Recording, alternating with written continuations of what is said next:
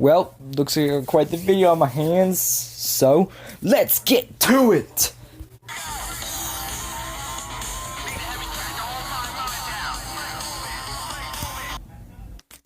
Hello, this is Bruce here. Another video like those U.S. citizens that are coming for Area 51. Anyway, I have quite the video planned for today. I am planning on doing kind of like a 2-in-1 video since it's been a week since I did a video, and I ended up missing doing a reaction to the Extreme Rules pay-per-view, and I also decided to do a reaction to the recent AEW PPV Fight for the Fallen, since I don't know the results for that, but I do know the results for Extreme Rules, because I ended up watching Raw before I got an opportunity to watch the Extreme Rules pay-per-view, so I'm sorry about that, but that's why I'm making this video.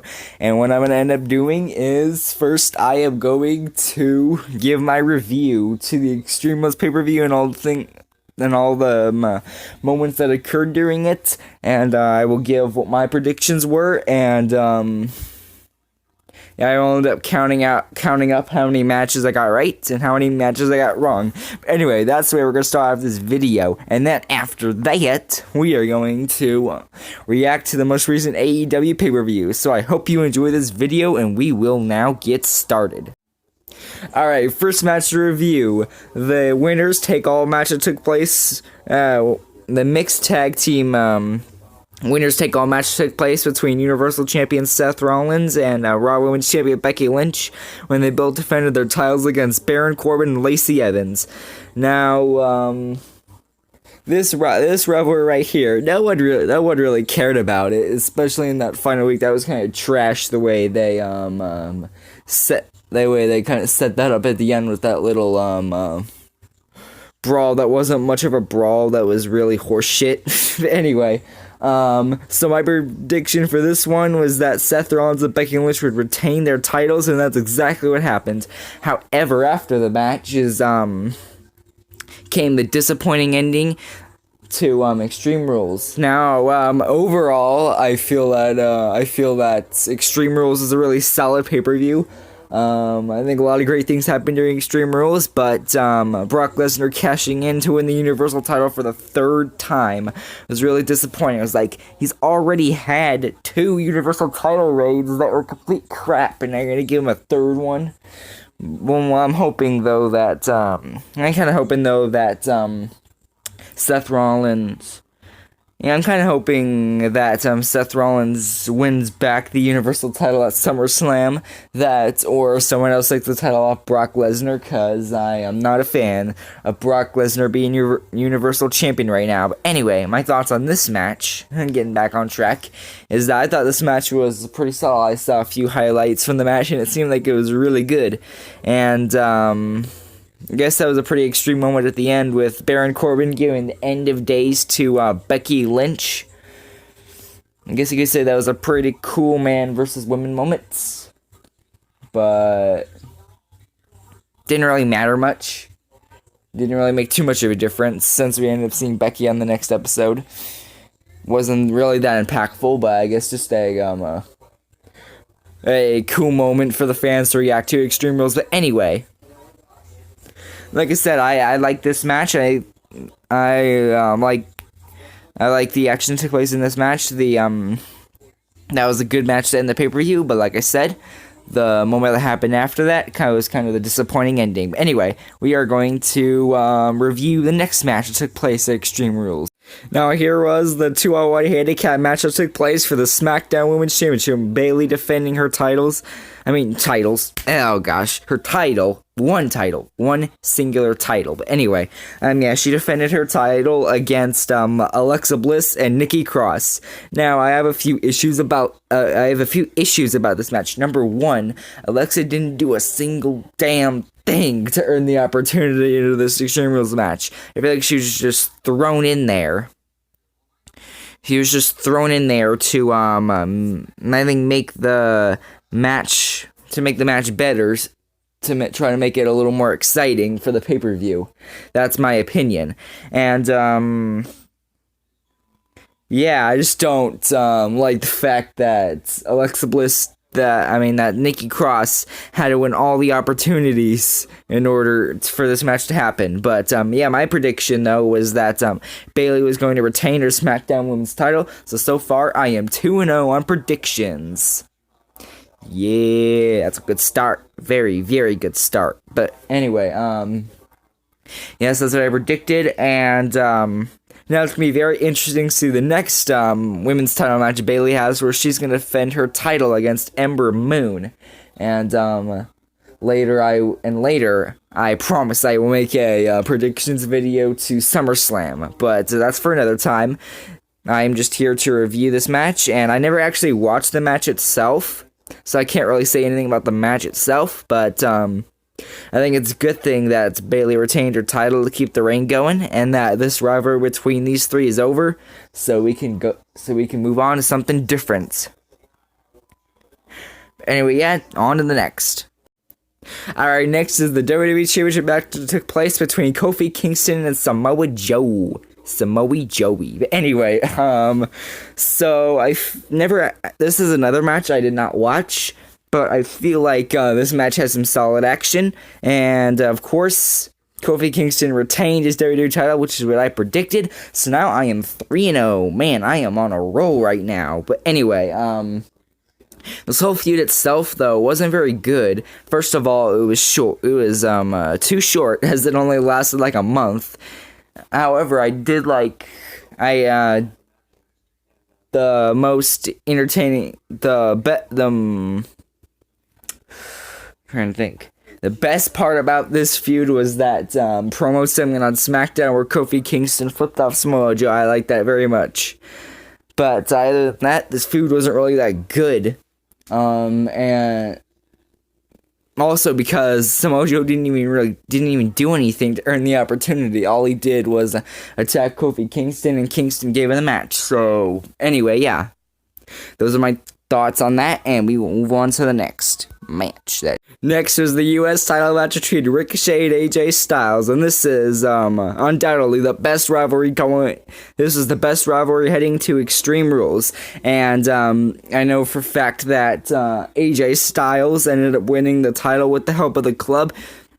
However, that is not what I predicted. I thought that Ricochet was going to retain the title, but that did not happen. So now that gives me my first loss in the predictions, making me 3-1. But that's fine. Anyway, like I said, this has been a really exciting feud, and it's going to continue. And I believe it's going to continue with a U.S. title rematch at SummerSlam, and I am definitely fine with that because, like I said, I feel like they have great in-ring chemistry together.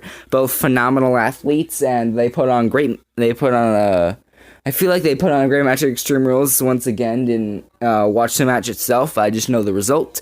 But I feel like it was a very exciting match, and I feel like we're going to get the same thing at SummerSlam. And that match I will actually watch, because I promise I am also going to react to SummerSlam in its entirety.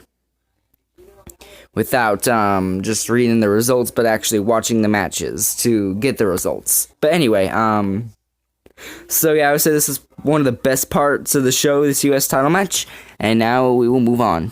Oh wait, before we move on, I actually have one more thing to say about this. I don't really, I didn't really agree with the fact that AJ Styles ended up winning the U.S. title. However, it makes sense, because like I said, it's a way to keep the rivalry going, by having the match end in controversy.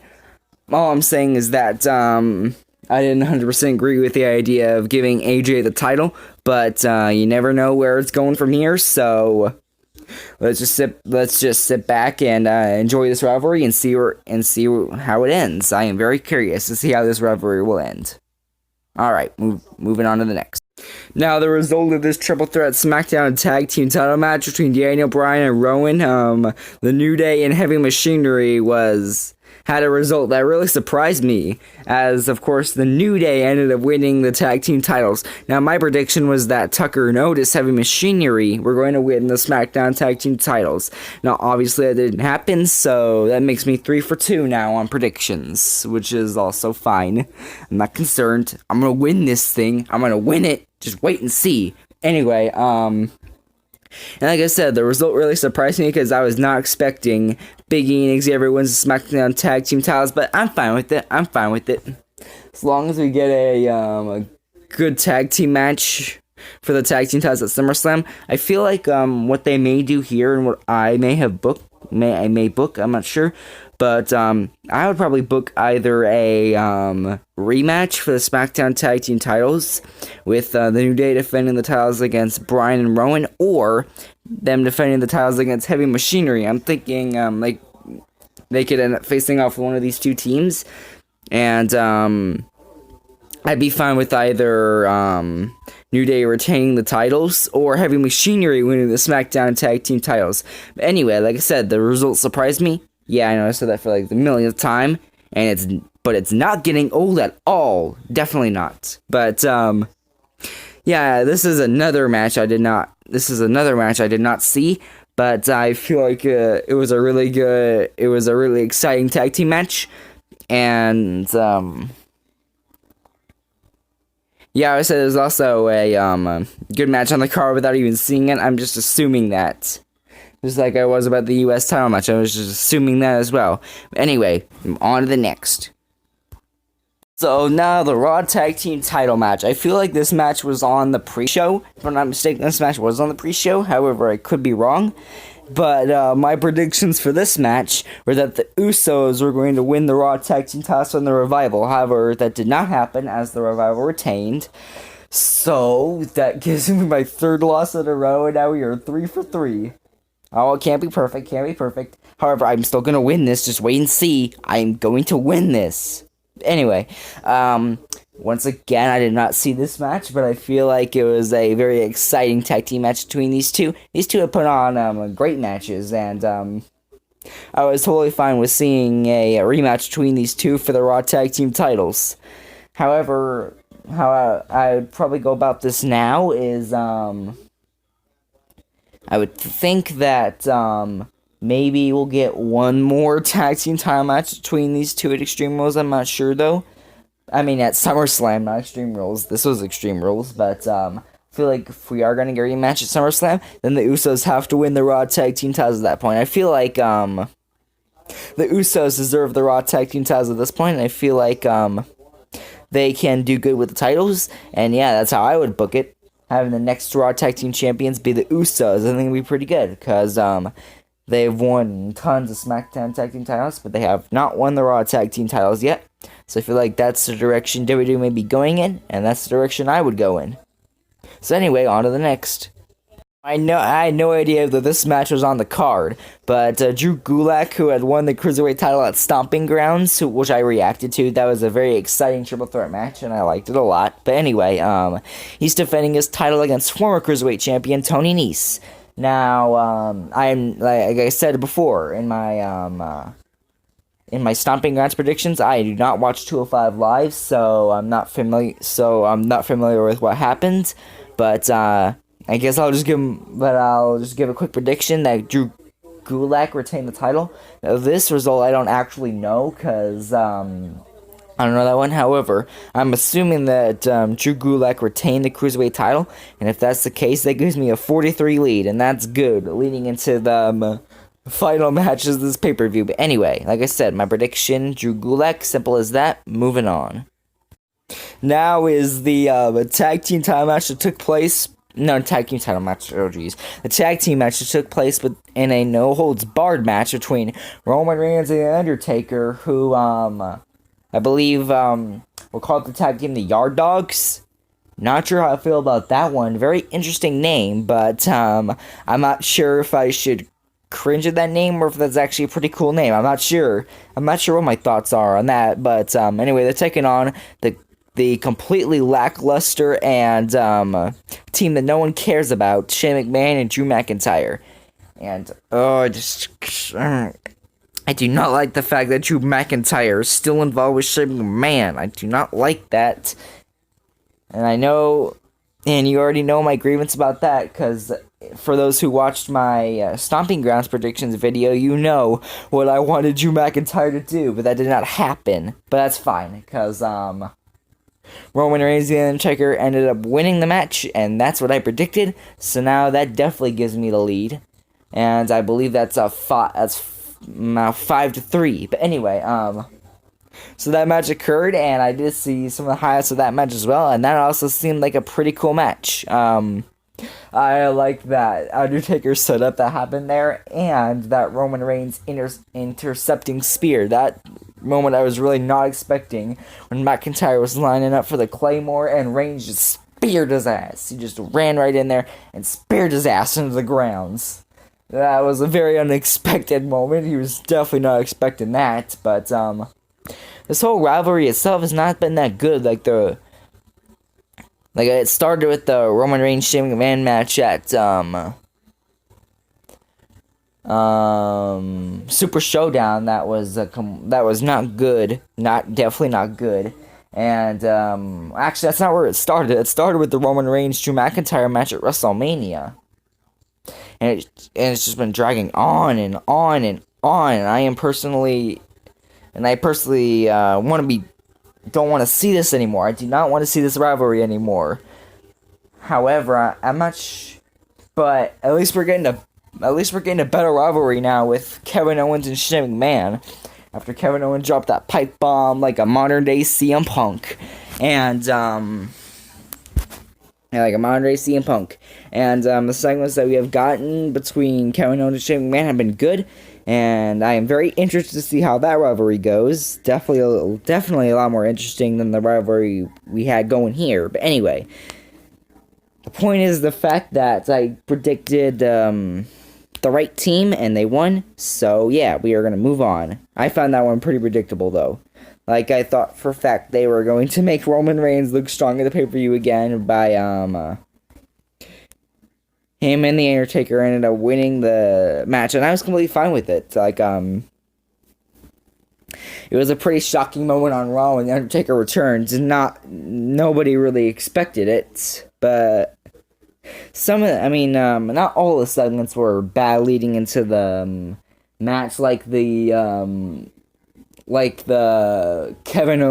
KO show segment where Kevin Owens was involved in that, and he ended up dissing the heck out of Shane McMahon, Drew McIntyre, and Dolph Ziggler. That was really good, but I really can't think of any other segments that were really that good that made the feud that much worth actually caring about.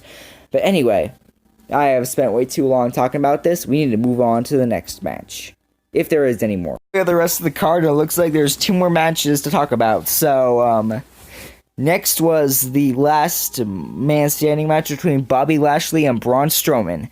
And, no one really cared about this feud. The only segment that made this feud even worth interesting to invest a little bit in was that, opening segment on Raw, and that a false count anywhere match where they both, ran through the LED screen. That was good. I like that segment, but that was really the only good segment for Bobby Lashley and Braun Strowman. Of course, what do you expect from 2 of the most boring superstars in the WWE right now? Not putting on that memorable of a feud. But my prediction was that Braun Strowman was going to win the last man standing match, and I was right, because that's exactly what happened. Once again, I didn't watch the match, so I don't know how it went, but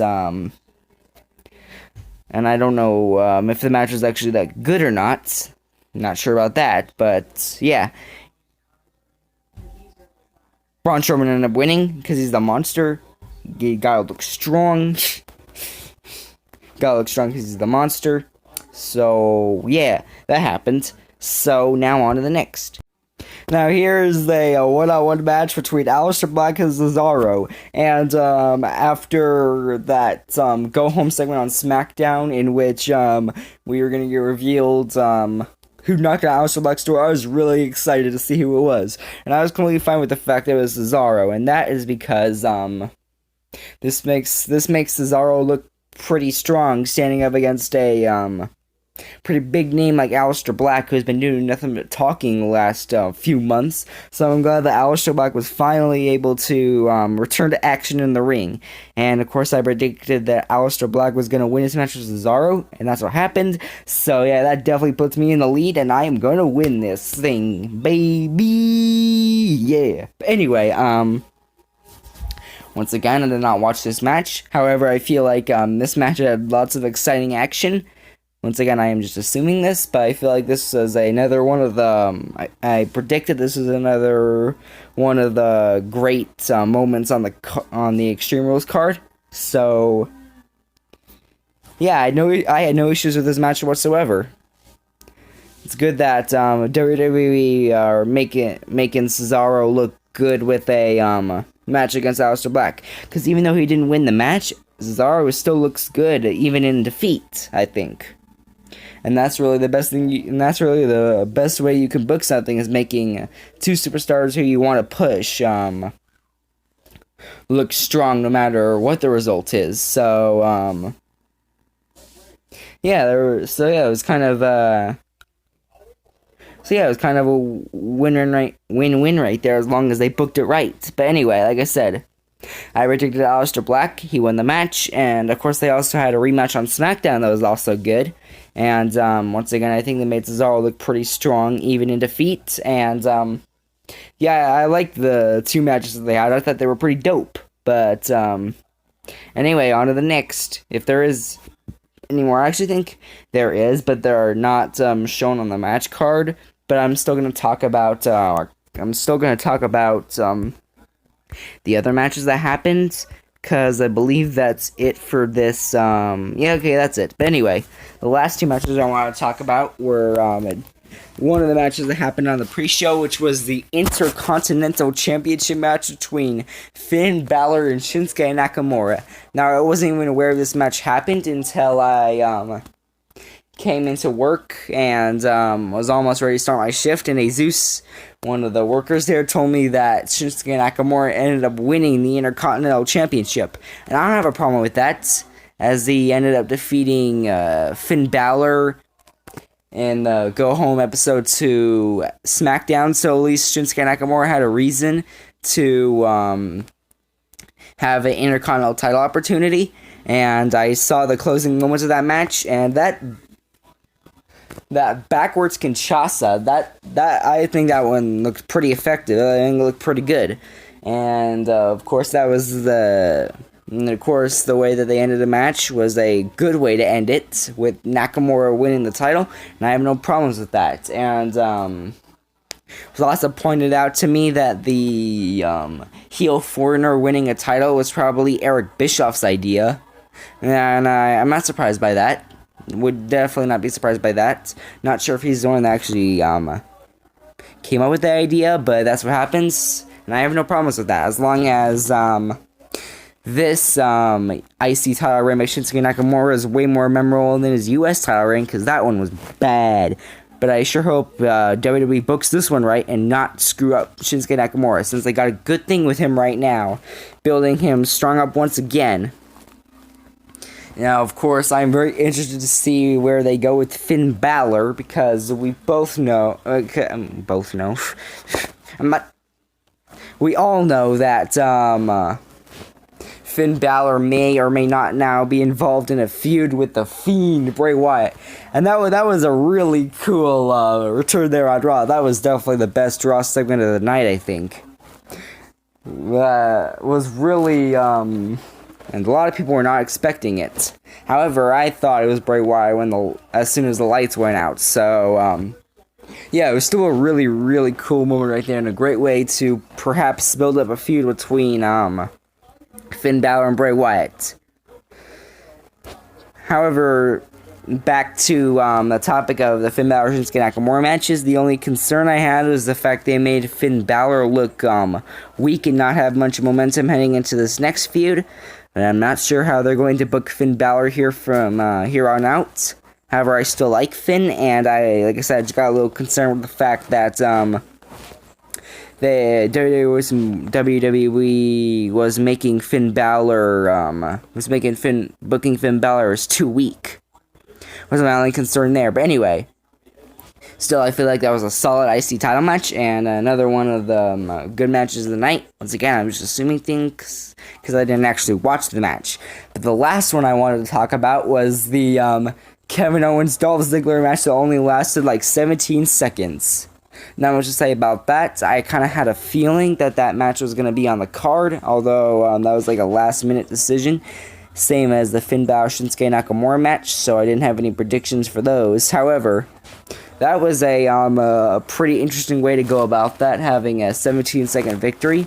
But then again, they had so many other matches on the card, they had to make a quick match here to kind of settle a score, I guess, between Kevin Owens and Dolph Ziggler, although they did have a rematch on SmackDown to kind of settle the score a little bit. And that was also a cool way to end SmackDown, with having Shane McMahon with Kevin Owens stunning Shane McMahon for a third time before running away. I thought that was the smart way to book that, and a good way to end the show. But anyway, my overall verdict, which I gave earlier, of course, was that Extreme Rules was a really good pay-per-view, and I felt like there were a lot of great matches on the card, definitely better than the last pay-per-view, Stomping Grounds, except for the ending.